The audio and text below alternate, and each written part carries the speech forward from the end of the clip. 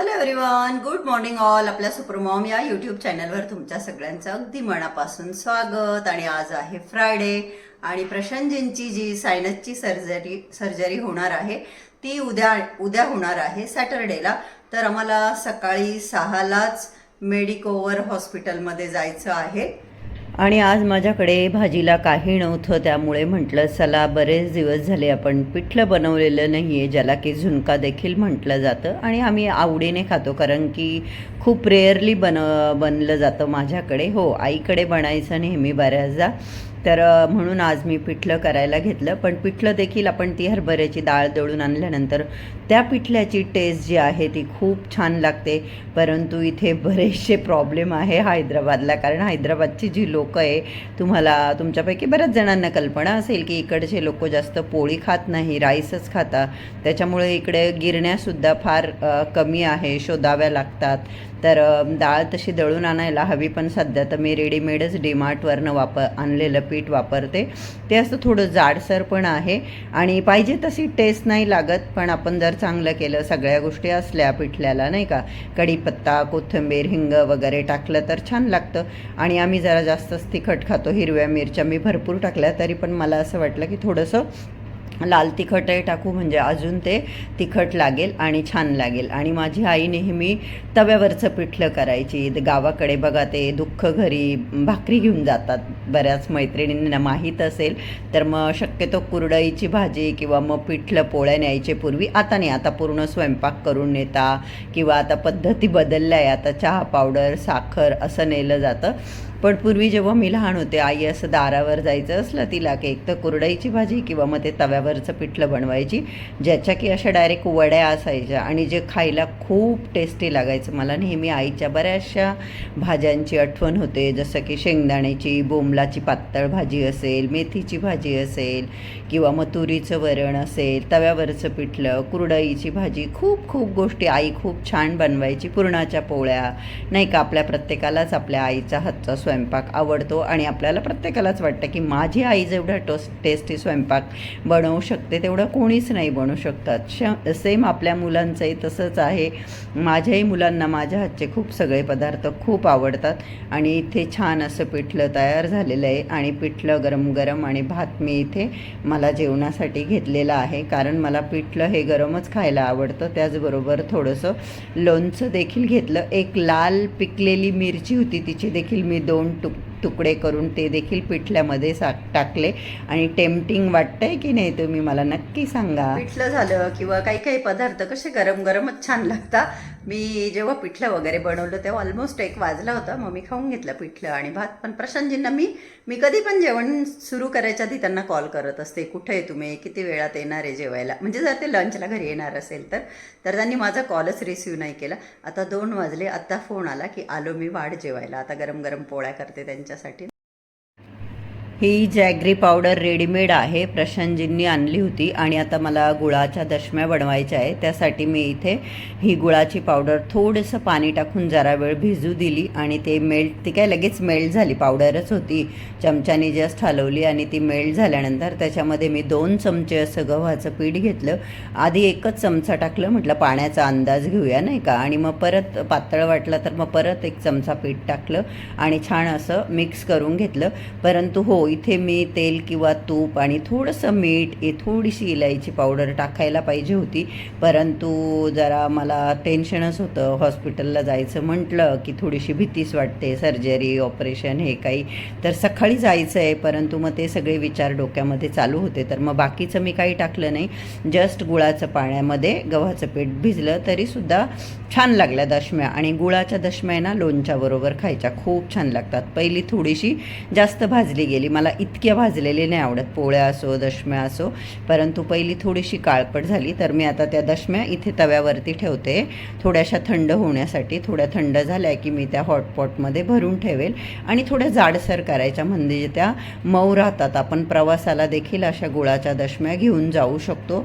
वरून भरपूर तूप लावायचं, अजून जास्त टेस्टी लागतात. थंड झाल्या की भरेल. Hello everyone, good morning all. आपल्या सुपरमॉम या यूट्यूब चॅनलवर तुमच्या सगळ्यांचं अगदी मनापासून खूप खूप स्वागत. आणि आज आहे सॅटरडे, सकाळचे वाजलेले आहेत 7:15. आणि आता मला पटकन तयार व्हायचं आहे. तयार याच्यासाठी व्हायचं आहे की आज प्रशांतजींची सर्जरी होणार आहे. तर त्यासाठी ते आंघोळ विंघोळ करून तयार आहे. आता मीही आंघोळ करून तयार होते. त्यांना तर आज काही खायला वगैरे नाही सांगितलं. आणि मी हॉस्पिटलमध्ये माझ्यासाठी नेण्यासाठी गुळाच्या दशम्या काल बनवलेल्या आहे. तसं बाहेर सगळंच भेटतं, पण मी विचार केला काही अनहेल्दी बाहेरचं खाण्यापेक्षा आपण घरचंच बनवलेलं हेल्दी ऑप्शन बरोबर राहू देऊ. त्यासाठी पवार साहेबांकडे जाऊ आपण. पवार साहेब आंघोळ विंघोळ करून रेडी होऊन बसले. एक्साइटेड आहात का आपण? कशाला एक्साइट असेल, मला नाकाला त्रास होतोय ना. नाही, आता हॉस्पिटलला जाण्यासाठी नाही एक्साइटेड नसतो. माझं कसं असतं, मी पंक्च्युअलिटीला मग टायमिंग आपण 9ला तिथं पोहोचलं पाहिजे. बाकी काही नाही. अच्छा.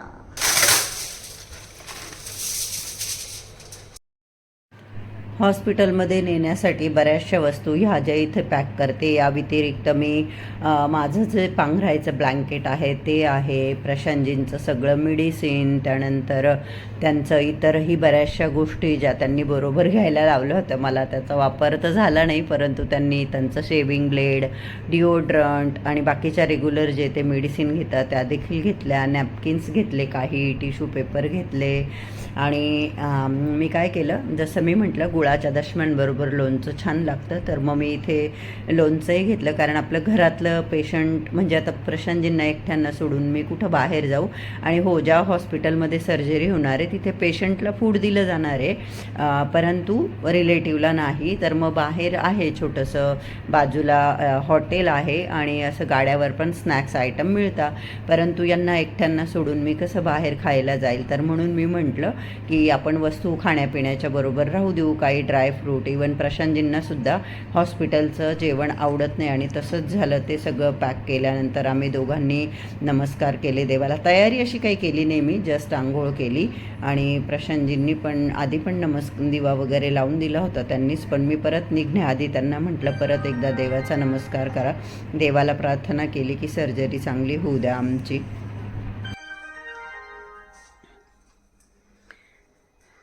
आणि इथे ही बॅग पॅक करण्यात आली आहे, जिच्यामध्ये माझं पांघरायचं पण मी कॅरी केलं, कारण मला कुठलं घ्या वापरायला आवडत नाही. प्लस काही खाण्याच्या वस्तू, बिस्किट, पाणी वगैरे सगळं.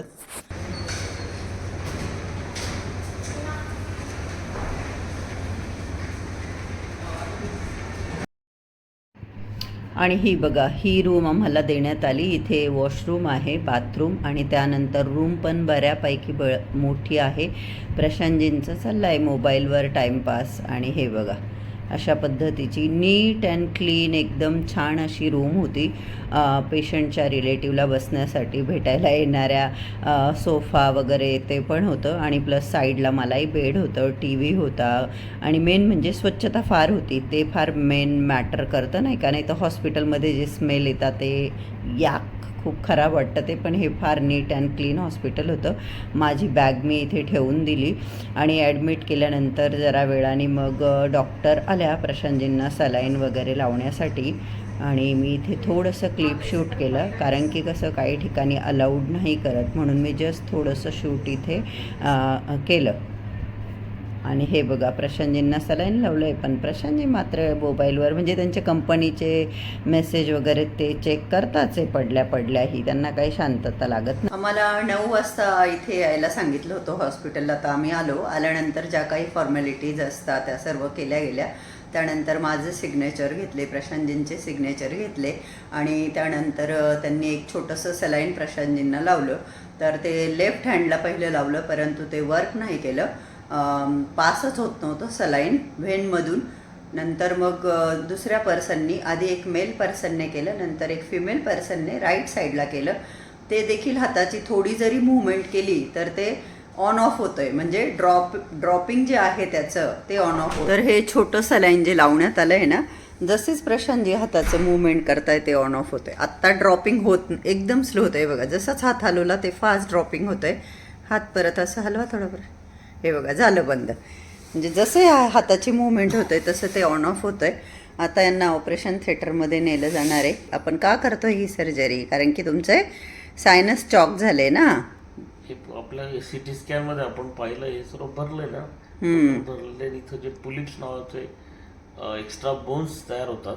फंगस फॉर्मेशन पस फॉर्मेशन झालं असेल ते काढून टाकणारे आणि आर्टिफिशियल बोन तयार झाले नाकात, पुलिप्स म्हणतात. पुलिप्स, ते काढून टाकले जाणार आहे. तर यांनी रात्री डिनर केल्यानंतर म्हणजे रात्री 9च्या आधी जे पाणी पिलं त्यानंतर यांनी काही खाल्लं नाही. आता 11 वाजून गेले, नाही 11 नाही 11 वाजत आले. तर आता यांना ऑपरेशन थिएटरमध्ये नेणार आहे. किती वेळ चालणार आहे ऑपरेशन? 2 तास. 2 तास, बापरे. आणि आता 11 वाजून 4 मिनटं झाले आणि प्रशांतजींना ऑपरेशन थिएटरमध्ये नेलं आहे. त्यांना मी बोलली ऑल द बेस्ट. आता त्यांचं ऑपरेशन होईपर्यंत मी काय करेल, महाराजांचं नामस्मरणाचा जप करत राहील, जेणेकरून त्यांचं ऑपरेशनमध्ये कुठल्याही प्रकारचे कॉम्प्लिकेशन्स येणार नाही. आणि माझा महाराजांवर पूर्ण विश्वास आहे, तसं काहीच होणार नाही. त्यांचं ऑपरेशन व्यवस्थितपणे होईल. तर नेलं त्यांना आता ऑपरेशन थिएटरमध्ये. आणि प्रशांतजींची सर्जरी थोडी पोस्टपोन झाली, तर मला ऑपरेशन थिएटरमध्ये अलाउड करण्यात आलं यांच्या रिक्वेस्टवर, यांच्याजवळ येऊन बसायला. नाही वेळ उपाशी राहायची सवय नाही, पण आता 11 वाजून गेले, 11:30 वाजले, तर त्यांना भूक लागली आहे. आणि ऑपरेशन थिएटरमध्ये ऑलरेडी एक सर्जरी चालू आहे, त्याच्यामुळे यांची थोडी पोस्टपोन करण्यात आली आहे. तर मग यांनी सांगितल्यामुळे मला अलाउड केलं नाही, तर आधी मी बाहेर बसली होती वेट करत. ऑलरेडी ऑपरेशन थिएटरमध्ये जी सर्जरी चालू होती त्याला थोडं लेट झालं, तर आता ऑलमोस्ट 1:10 कमी आहे. आणि आत्ता प्रशांतजींना ऑपरेशन थिएटरमध्ये घेतलं. आधीची जी चालू असती आता असं होतं ना, कॉम्प्लिकेशन्स वगैरे निर्माण होता, तर त्याच्यामुळे आधीच्या सर्जरीला बरंच डिले झालं आणि त्याच्यामुळे प्रशांतजींच्या सर्जरीलाही डिले झालं. तर मी ऑपरेशन थिएटरमध्ये म्हणजे थोडंसं मध्ये मला प्रशांतजींजवळ मी बसली होती. त्यांना कूल शांत करावं लागतं, नाही तर ते खूप हायपर होऊन जातं. हॉस्पिटलमध्ये माणूस कसं इरिटेट होतं आणि ऑलरेडी त्यांना जो त्रास होता त्याच्यामुळे ते ऑलरेडी खूप इरिटेट झालेले. तर मग मी तिथे बसून त्यांच्याशी गप्पा मारत राहिली आणि आता त्यांना ऑपरेशन थिएटरमध्ये घेतलं. तर 1.5 ते 2 तास लागणार आहे त्यांच्या सर्जरीला. तर मी आता इथे खाली वेटिंग रूममध्ये वेटिंग करते ऑपरेशन होण्याची आणि महाराजांचं नामस्मरण करत राहते. आणि 2 तासामध्ये ऑपरेशन होईल असं सांगण्यात आलं होतं, परंतु आता जवळजवळ 4 तास झाले. तर मी आत्ता वरती गेली होती मग विचारायला की इतका वेळ का लागतो बा, 2 तास झाले होते. तर माझ्या डॉक्टर मॅडम आहे, डॉक्टर नेहा, त्याच बाहेर आल्या होत्या मला एक्सप्लेन करायला. तर त्या तर असं बोलल्या की मला विशेष वाटतं एवढं सगळं इन्फेक्शन घेऊन ते कसं काय राहत होते बुवा असं. तर प्रचंड इन्फेक्शन होतं त्या बोलल्या. आणि कसं त्या हार्ट पेशंट आहे आणि ते इन्फेक्शन रिमूव्ह करताना ब्लिडिंग वगैरे होतं, तर केअरफुली ते करावं लागतं आहे, म्हणून वेळ लागतो आहे त्या बोलल्या. मी त्यांना सांगितलं की माझा कन्सर्न एवढाच की ते व्यवस्थित आहे ना बुवा. तर त्या बोलल्या हो don't worry, he is fine. तर मग ते व्यवस्थित आहे, पण 4 तास होऊन गेले, अजूनही प्रशांतजींची सर्जरी चालू आहे. आणि मी इथेच बसले 4th फ्लोअरला. वरती आहे ऑपरेशन थिएटर 5th फ्लोअरला. मी सारखी वर जाते खाली येते, वर जाते खाली येते. तर त्या बोलल्या की आता अर्धा तासामध्ये होईल बा प्रोसेस कंप्लीट. तर आय होप की लवकर होऊन प्रशांतजी व्यवस्थित बाहेर येऊ.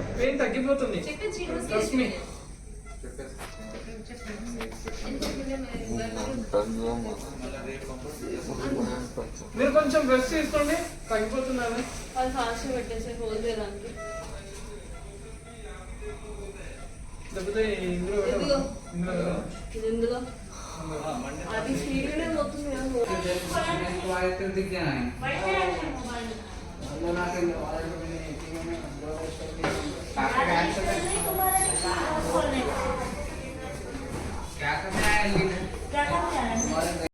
आणि प्रशांतजींना आता ICUमध्ये शिफ्ट केलं आहे इथे.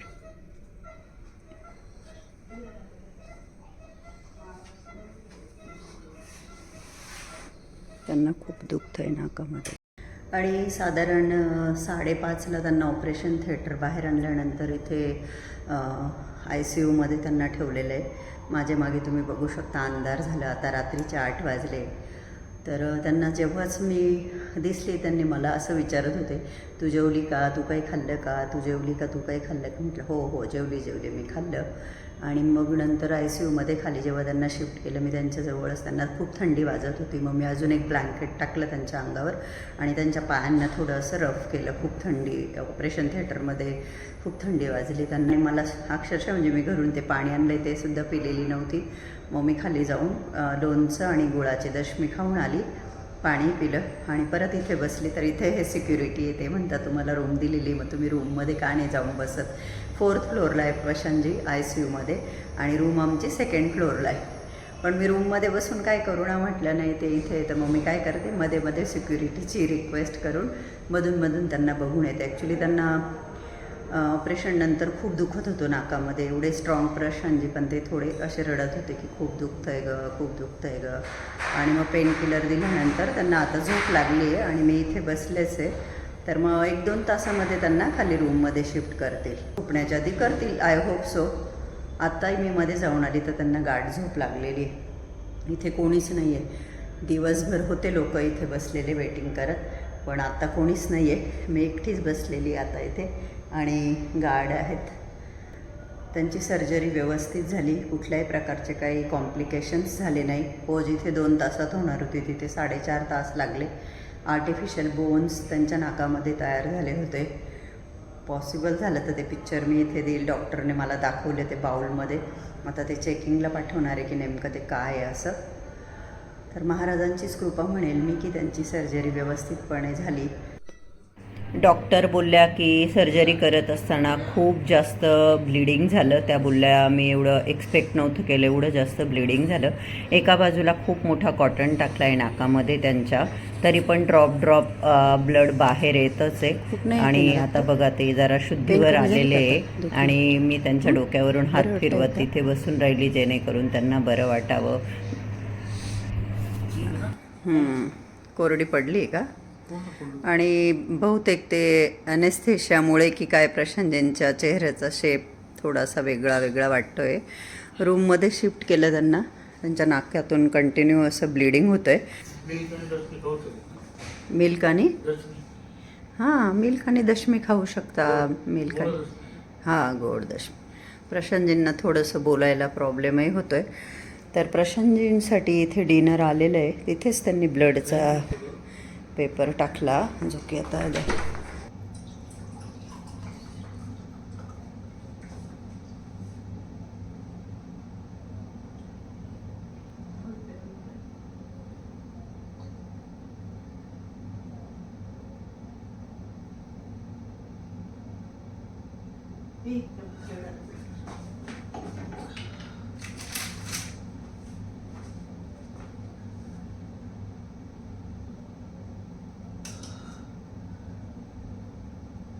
मी ना पटकन खाऊन पडून येते, असं बसले होते इथेच होते.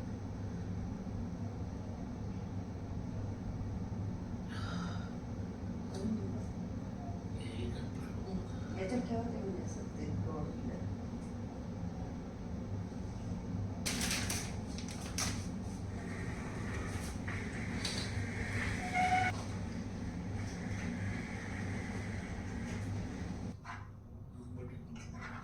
असं फिरवते.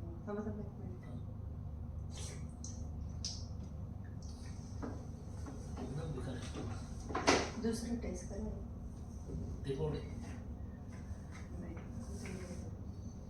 खिचडी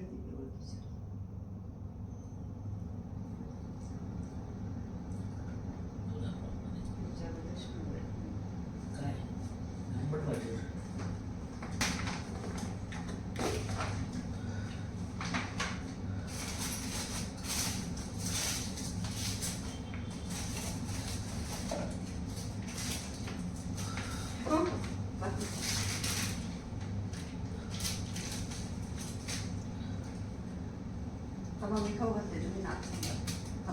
मी हातून देते.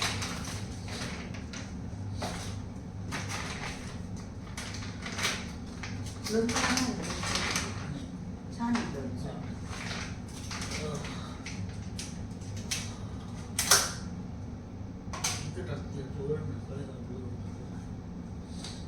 लागेल ते नाकाशी धरत राहा. घालते वाटले चमचा.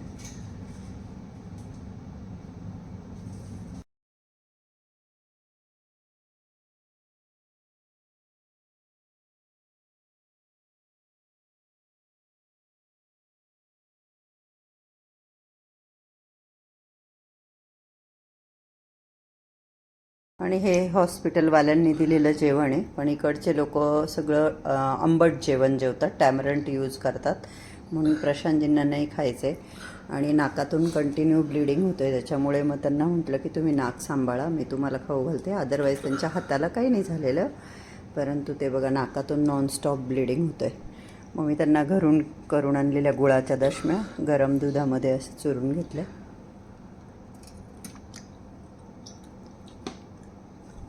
हे लांबते नाही का बाई?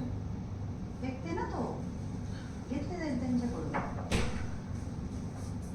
ये लगेगा. दूसरा चाहिए मैं लाके देते हैं. Madam has prescribed some Injection is there. They will give after the diabetic. Okay. One is yes, your brother is there, no? My brother will hand over given me. Okay. After the diabetic. Okay. And give one another water. So then Okay. when they will hand over. Now. Because when I have shifted there, handover to 2 hours. It should, because it is up now. Yes. So it takes 2 hours. So again it will come around 2 hours. It should No, not no, reach. no, ma'am. No, sir. Now they Call will. them. Why? Okay. जो injection देना है ना वो Madam told जल्दी me, दे दो, personally madam told me, otherwise. first injection we will do and then you have a food. Then also- हाँ ma'am ने बोला था एक्चुअली कि अभी उनको इंजेक्शन दे दो, उसके बाद उनको पानी दे दो पीने के लिए, फिर डिनर दे दो. बट वैसे नहीं हुआ ना, वो बोल रहे. तो जो भी इंजेक्शन देना है ना अभी दे दो. हाँ, ठीक है सर. थोड़ा जल्दी. जल्दी. हाँ. मेरा क्यों कब है याची तेच.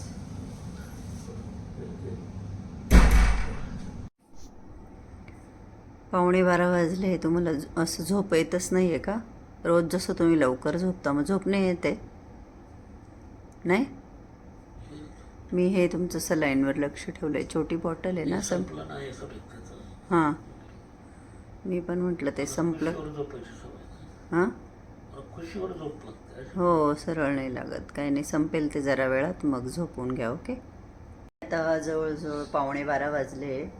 सलाईन चालू आहे प्रशांतजींचं. तर अजून तरी ते झोपले नाही आहे, कारण 4-5 तास भुलीत होते. तर त्यांचं म्हणणं माझी तेव्हा झोप झाली असं.